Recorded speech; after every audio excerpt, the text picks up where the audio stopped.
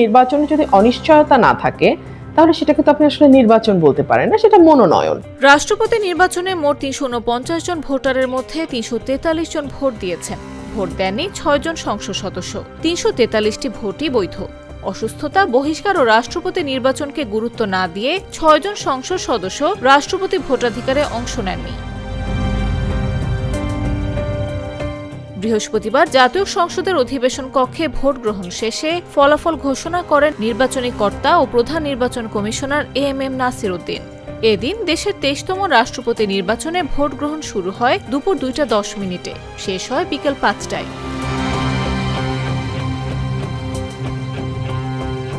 তবে ইচ্ছা থাকা সত্ত্বেও অসুস্থতার কারণে বিএনপির ৩ জন সংসদ সদস্য রাষ্ট্রপতি নির্বাচনে ভোটাধিকার প্রয়োগ করতে পারেননি।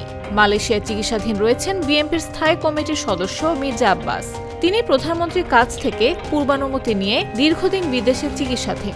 তবে আগের তুলনায় অনেকটা সুস্থ হয়ে উঠেছেন তিনি।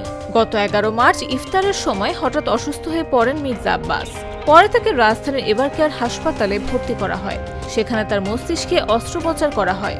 পরে উন্নত চিকিৎসার জন্য মির্জা আব্বাসকে প্রথমে সিঙ্গাপুর নেওয়া হয়। পরবর্তী সময়ে বিশেষায়িত চিকিৎসা ও পুনর্বাসনের জন্য তাকে মালয়েশিয়া নেওয়া হয়। চট্টগ্রাম ৩ আসনের বিএনপি দলীয় সংসদ সদস্য মোস্তফা কামাল পাশাও ভোটে অংশ নেননি। তিনি গুরুতর অসুস্থ হয়ে চিকিৎসাধীন। কিশোরগঞ্জ ৩ আসন থেকে নির্বাচিত সাবেক মন্ত্রী ডক্টর মোহাম্মদ ওসমান ফারুকও রাষ্ট্রপতি পদে ভোট দিতে পারেননি। তিনি বর্তমানে যুক্তরাষ্ট্রে চিকিৎসাধীন। রাষ্ট্রপতি নির্বাচনে ভোট দেননি ব্রাহ্মণবাড়িয়া ২ আসন থেকে নির্বাচিত স্বতন্ত্র সংসদ সদস্য রুমিন ফারহানাও।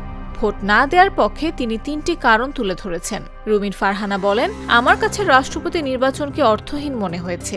ভোটে অনিশ্চয়তা না থাকলে সেটা কোনো নির্বাচন নয়। এই ভোটের ফলাফল কি তা সবার জানা, তাহলে এটাকে ভোট কেন বলবো? সুতরাং এটা মনোনয়ন, নির্বাচন নয়।